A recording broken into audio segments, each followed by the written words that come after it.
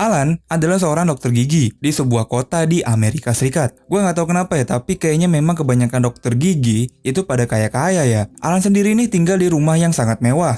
Ditambah semakin lengkap karena dia ini punya istri yang sangat cantik, paket lengkap bernama Brooke. Mereka pun lagi merayakan hari jadi pernikahan mereka. Tentu Alan pun menjadi laki-laki yang paling bahagia dong di dunia ini. Namun, si Alan ini merasakan ada yang aneh dengan istrinya di pagi itu cuy. Dia pun nggak langsung pergi ke tempat kerjanya. Dia nih melainkan menunggu di depan rumah. Lalu dia nih balik lagi ke dalam rumah untuk menuntaskan rasa penasarannya. Dan bener aja gitu kan, Brooke, istrinya yang mulus dan rajin perawatan, lagi digeprek sama abang-abang tukang kolam renang. Alan tentu kaget dan sangat kecewa dong, karena istrinya nih tiap hari perawatan ke salon, tapi ternyata digeprek sama abang-abang tukang kolam yang badannya kotor dengan oli dan keringet yang baunya asem. Alan pun langsung berpikiran jorok. Dia pun mengambil pistol dan langsung menggerebek istrinya saat dia lagi menghisap tiang keadilannya si tukang kolam. Alan pun langsung menodongkan pistol ke mukanya si tukang kolam yang dia nih bingung nih antara takut mau di headshot atau geli-geli keenakan karena si istrinya Alan masih menghisap tiangnya cuy. Tapi ternyata itu cuma pikiran joroknya Alan doang. Dia pun memilih untuk sabar, mengelus dadanya dan membiarkan istrinya nih menyelesaikan gitu kan bercocok tanam hingga selesai. Nah setelah itu dia pun masih setia nih menunggu si tukang kolam sampai dia keluar dari rumahnya dan lanjut ke rumah tetangganya. Alan pun mengendap-endap di belakang rumah tetangganya sambil membawa pistol. Namun, bukannya membersihkan kolam, lagi-lagi ya, si tukang kolam ini tuh malah menggeprek si tetangganya cuy. Bangsat, jadi membersihkan kolam nih hanya kedok cuy. Bisa banget ya, modal serokan sama mobil bak bisa menggeprek tante-tante yang kesepian. Edan. Alan pun malah jadi semakin shock melihat kenyataan ini. Kenapa? Karena dia nih kalah telak sama si tukang kolam cuy. Karena kesel, Alan pun gak sengaja menendang pagar rumah tetangganya dan membuat si anjing tetangganya menyerang si Alan. Alan pun yang tersudut mau gak mau nih menggunakan pistolnya untuk menjeder si anjing. Di sisi lain, karena sibuk mengurusi tukang kolam, pasien-pasiennya Alan itu tuh jadi terpenggalai. Tapi ya dia sih tuh gak peduli. Yang ada di kepalanya Alan cuma gimana nih nasib rumah tangganya dia setelah dia melihat tubuh istrinya penuh dengan keringat yang bau asem dari si tukang kolam cuy. Nah akhirnya setelah kepalanya Alan kembali jernih, dia pun memulai kembali pekerjaannya sebagai dokter gigi. Dengan sangat ramah dan tersenyum lebar, dia pun melayani para pasiennya cuy. Namun sepertinya tidak semudah yang ia bayangkan. Saat dia lagi menangani pasien, pikirannya Alan tiba-tiba kembali menjadi jorok.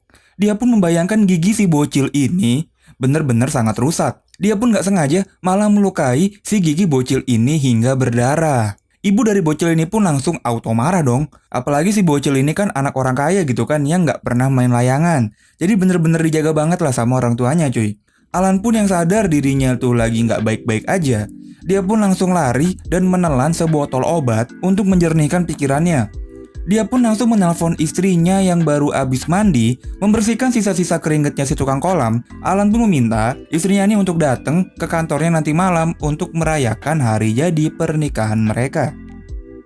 Alan pun kembali beraksi dengan tiba-tiba datang menghampiri seorang pasien cantik yang bernama April. Sebenarnya si April ini tuh nggak ada masalah gigi yang serius. Namun si Alan ini tuh mendramatisir bahwa si April harus ditindaklanjutin lebih jauh lagi. April pun lalu dibius hingga dia nih lemas. Dan tiba-tiba tanpa sengaja tangannya si April ini hinggap di batangnya Alan. Ya namanya udah pengaruh bius, jadi dia kan udah setengah sadar gitu kan. Tapi bagi si Alan, dia nih menganggap ini adalah sebuah kode. Kode dari April untuk menggeprek dirinya cuy. Ditambah lagi, bukannya diperiksa, si April ini tuh malah dipakai mainan. Alan pun memasukkan tangannya di mulutnya April. April pun yang lagi terbius gak sadar, ya diem aja gitu kan layaknya boneka. Jadi Alan pun bebas tuh ngapa-ngapain sama badannya April. Alan pun berfantasi kalau April adalah istrinya. Sampai si Alan ini sadar dan pakaiannya April nih udah compang-camping. April pun lalu terbangun dan meminta bantuan.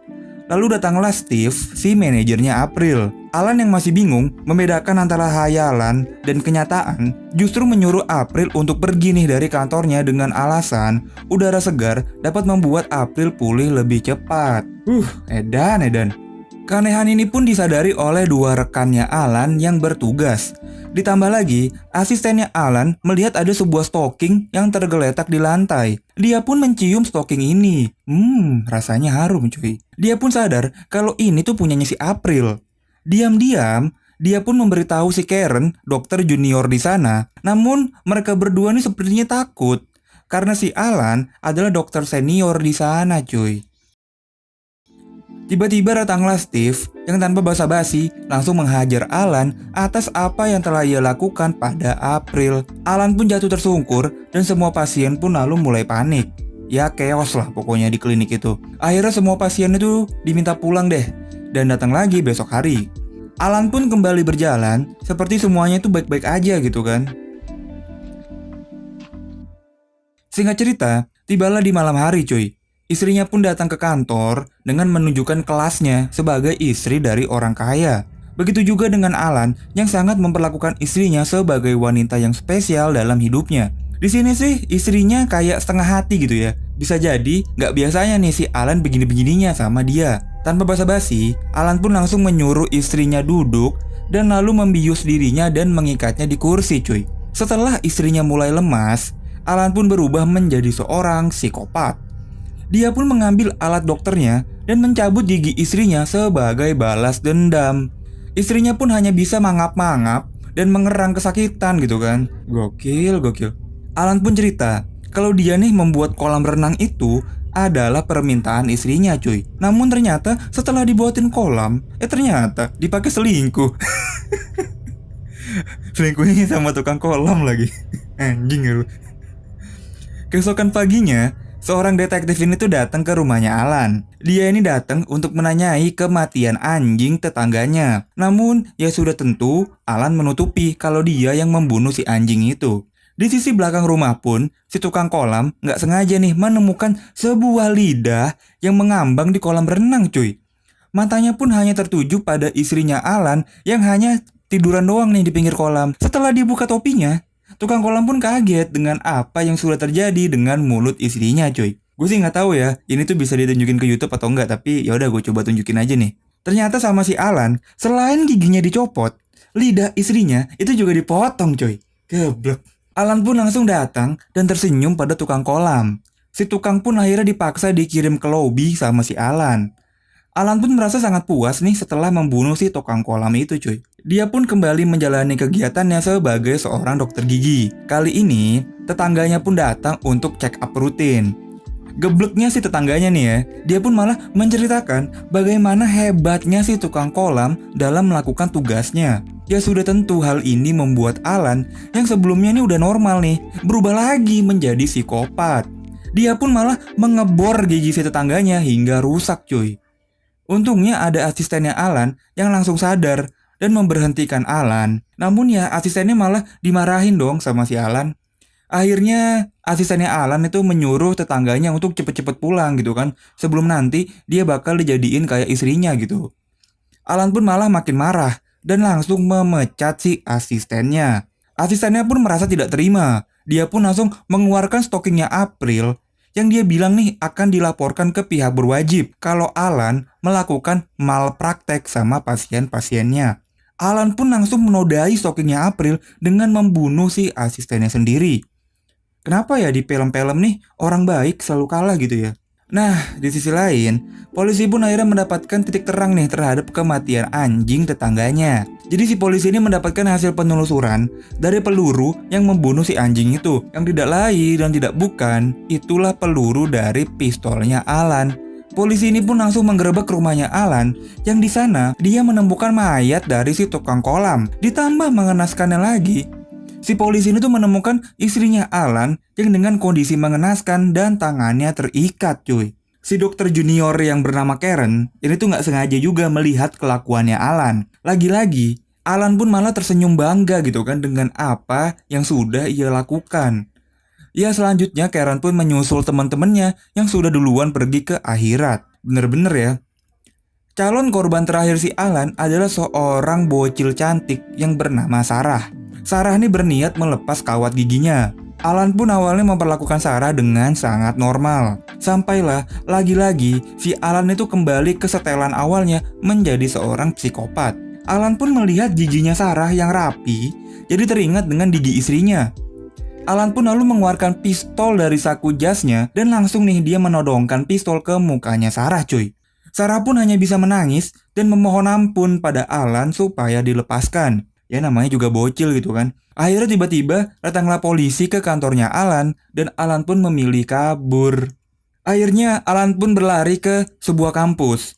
Kenapa? Karena ternyata selain Alan ini bekerja sebagai dokter gigi, dia pun dipercaya untuk mengajar menjadi guru di sebuah kampus.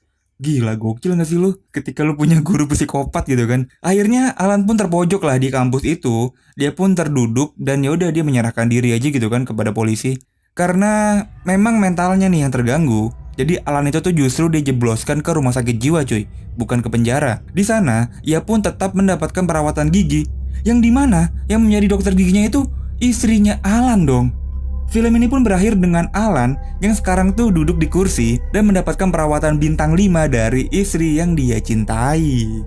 Gue sangat tidak menyarankan kalian nih ya untuk menonton film aslinya, karena adegan suntik menyuntik dan darahnya itu tuh sangat jelas cuy dan terpampang nyata gitu kan. Jadi gue nggak tahu lu pada suka nggak sih melihat darah-darah gitu kan.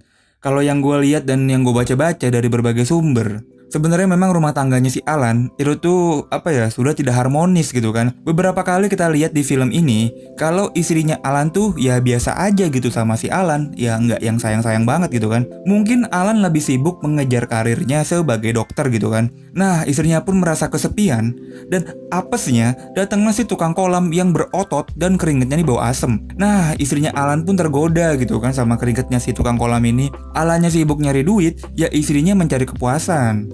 Tepat pula lagi di hari jadinya mereka. Alan ngelihat istrinya lagi begituan gitu kan di depan matanya sendiri. Jadi inilah yang membuat rentetan-rentetan kejadian gila di film ini. Ya gue berharap kalian nih semua terhibur dengan film yang gue bawain kali ini. Oke, terima kasih banyak yang udah nemenin nonton sampai habis.